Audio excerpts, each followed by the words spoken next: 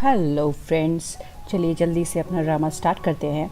Last part में हमने देखा था कि वादी ओरोचॉन के बच्चे की माँ बनने वाली है और वो इस बात से सुन के बहुत ही खुश है। जो सरूत होता है वो उसके लिए कैंडी लाया होता है, तो वहीं वो खा के खुश हो रही होती है। नेक्स्ट सीन में हम देखते हैं कि घर की एक पार्टी में यदा और वारंग आपस में बहुत लड़ रहे होते हैं। इस लड़ाई को रोकने के लिए जब वादी बीच में जाती है तो वारंग उसको धक्का दे देती है और उसका बच्चा नहीं बचता। हॉस्पिटल में वादी लेटी होती है, उसको स्टिचेस लगे होते हैं और जो ओरोचॉन होता है उस पर बहुत गुस्सा आ रहा होता है। वो उससे कह रहा होता है कि तुम एक नंबर की बेवकूफ़ हो। तुमसे कहा था ना मैंने कि ये बच्चा कितना ज़रूरी है हमारे लिए, मेरे सीईओ बनने के लिए बच्चा कितना इम्पोर्टेंट है। क्यों कहा था ना मैंने? हाँ, तुमने ध्यान क्यों नहीं रखा? तुम्हें ज़रूरत क्या थी उनकी लड़ाई रोकने की? हाँ, लड़ने देती उनको। और तुम रो क्यों रही हो? हाँ, रोने से कुछ होगा? वादी उसको रोते हुए कहती है, प्लीज़ मुझे माफ़ कर दो। लेकिन ओरोचॉन बहुत गुस्से में उससे कहता है कि सॉरी किसी और को बोलना, तुम्हारी सॉरी से हमारा बच्चा वापस नहीं आएगा। और वादी ऑलरेडी क्योंकि सीढ़ियों से गिरी होती है तो वो ऑलरेडी बहुत पेन में होती है। उसका हाथ पकड़ के खूब तेज़ से वो हिलाता है और एकदम उसको हिला हिला के बोल रहा होता है कि इस सब का जिम्मेदार सिर्फ तुम हो, तुम्हारी वजह से जो हुआ है वो सिर्फ तुम्हारी वजह से हुआ है और कुछ नहीं। और फिर उसको एकदम झटके से एकदम बिस्तर पे ऐसे पटक के वहाँ से चला जाता है और सरूत से बोलता है, तुम यहाँ रुको, इसको देखना। और अपनी माँ को लेके वहाँ से वो चला जाता है। अपनी माँ को कुछ नहीं बोलता, सब सारी गलती वादी को ही बोल देता है। फिर वादी उसके जाते ही बहुत तेज़ से रोने लगती है। सरूत उसके पास टिश्यू बॉक्स लेकर आता है, उसको टिश्यू बॉक्स देता है। वादी उससे कहती है कि तुम प्लीज़ खुन ओरोचॉन के साथ चले जाओ, मुझे अकेले रहना है।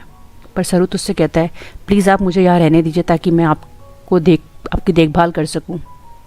वादी उससे कहती है कि मुझे अकेले रहना है सरूत, प्लीज़ चले जाओ।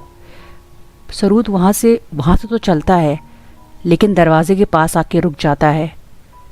वो उससे कहता है कि खुनवादी प्लीज़ आप मुझे यहीं खड़े रहने दीजिए, आप यहाँ पे आप मुझे देख नहीं पाएंगी और आपको लगेगा कि आप रूम में अकेले हैं।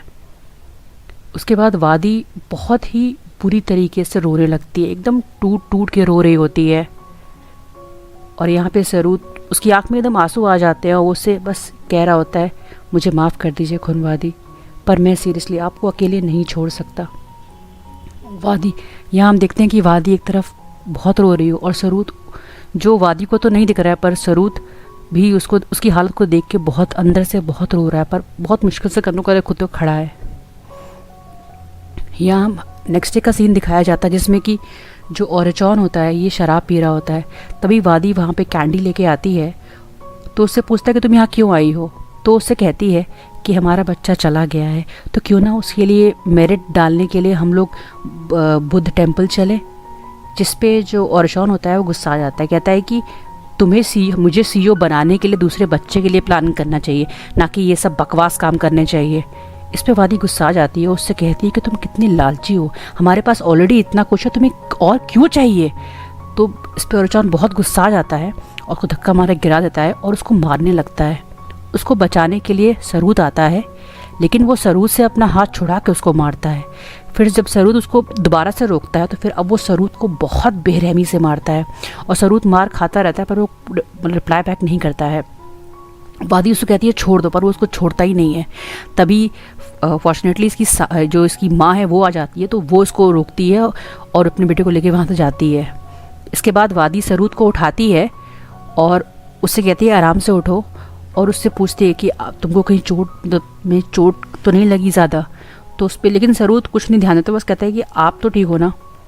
तो उस पर वादी रोने लगती है और कहती है कि मेरी वजह से तुमको चोट लगी है, तुम मुझे क्यों पूछ रहे हो कि मैं ठीक हूँ? और फिर वो एकदम रोने लगती है। वो उसको समझ में नहीं आता कि वो क्या करे, वो एकदम रोने लगती है बुरी तरीके से। हमें रात का सीन दिखाया जाता है जिसमें कि ओरोचॉन तो सो रहा है लेकिन वादी अब नहीं सो रही होती है। वादी एकदम जगी होती है और वो सोच चुकी होती है कि अब मैं ये सब नहीं सहूँगी, क्योंकि उसने बहुत ज़्यादा सह लिया होता है ओरोचॉन को, बहुत ज़्यादा। उसकी हरकतें, उसका मारना पीटना, उसका जानवरों की तरह बिहेव करना, सब कुछ उसने बहुत बर्दाश्त कर लिया होता है। अब वो बर्दाश्त नहीं करेगी। फिर वो अपना बैग उठाती है और वहाँ से वो निकल जाती है। जब वो बाहर टैक्सी का वेट कर रही होती है तभी अचानक से एक बाइक आ जाती है और उसके सामने आके रोकती है। तो उस पर सरूत होता है, वो उससे पूछता है कि आप कहाँ जा रही हैं खुनवादी। तो उसको देखते ही वो भागने लगती है। उसका फिर सरूत उसका हाथ पकड़ता है। तो फिर उससे वादी कहती है प्लीज़ मुझे जाने दो, मैं अब यहाँ पे नहीं रह सकती, तुम बस ऐसा प्रिटेंड करो कि तुमने मुझे देखा ही नहीं है, प्लीज़ चले जाओ यहाँ से। वो फिर जाने लगती है तो फिर सरूत उसका हाथ पकड़ लेता है। तो फिर वो अब कहता है कि खुनवादी प्लीज़, अर्जुन आपके लिए बहुत परेशान होंगे। तो फिर वादी गुस्से में उससे कहती है कि ये बेकार की बातें ना कहना बंद करो, कोई परेशान नहीं होगा, वो एक नंबर का लालची आदमी है, वो कोई प्यार नहीं करता वो मुझसे, और तुम ऑलरेडी देख चुके हो उसने कल मेरे साथ कैसा बिहेव किया। मैं हॉस्पिटल में थी फिर भी उसने मेरे साथ ऐसा बिहेव किया। और फिर उसको आगे कहती है कि तुम्हें इतनी बेरहमी से मारा मेरी वजह से, फिर भी तुम कैसे ये सब बर्दाश्त कर लेते हो। और फिर वो उससे फाइनली रिक्वेस्ट करती है कि प्लीज़ अगर तुम्हें मुझ पर दया आती है तो मुझे प्लीज़ जाने दो, मैं तुमसे भीख मांग रही हूँ। और फिर वहाँ से जाने लगती है। सरूत उसको पहले तो एकदम शांति से देखता है लेकिन फिर भागता हो जाता है, उसको सामने से रोकता है। वादी एकदम चौंक जाती है क्योंकि वो अचानक से सामने से आ जाता है। तो फिर अपना हाथ छुड़ाती है और पीछे होती है। लेकिन फिर जो सरूत होता है उसका हाथ पकड़ कहता है कि प्लीज़ मेरे साथ आइए, और उसे खींचता हुआ लेके जाता है। तो कहती है, वादी कहती है प्लीज़ मुझे छोड़ दो सरूत। लेकिन फिर जो सरूत होता है वो उससे पूछता है कि आपको कहाँ जाना है, मैं आपको लेके जाऊँगा। वादी चौंक जाती है। फिर वो हाथ की तरफ देखती है तो फिर सरूत उसका हाथ छोड़ता है वादी का। फिर वो उसका बैग लेता है वादी का और फिर हेलमेट निकालता है और वादी को हेलमेट पहना देता है। इसके बाद वो बैग लेके बाइक पे बैठ जाता है। फिर वो वादी से कहता है कि आप बैठिए बाइक पे। तो वादी कहती है लेकिन मुझे तो पता ही नहीं कि मोटरसाइकिल पे कैसे बैठते हैं। इस पर सरूत पहले हंसता है, फिर अपना हाथ आगे बढ़ाता है और कहते हैं कि अपना हाथ दीजिए। वादी अपना हाथ देती है। फिर वो उसको बाइक पे बैठाता है, कैसे बैठना बताता है। फिर वो बैठती है। फिर वो उसका एक हाथ लेता है और अपनी कमर पे रखने के लिए कहता है और उससे कहता है कि प्लीज़ मुझे कस के पकड़िए वरना आप गिर जाएंगी। फिर वादी दोनों हाथों से उसे कस के पकड़ती है और फिर दोनों हाथों से वो पूरी ट्रैवलिंग के दौरान उसको पकड़ी रहती है। फिर वो उसे अपने साथ लेके जाता है। फ्रेंड्स, नेक्स्ट पार्ट में जल्दी ही लाने की कोशिश करूँगी। वीडियो पसंद आए तो प्लीज़ लाइक करेगा, चैनल को सब्सक्राइब करेगा। Thank you.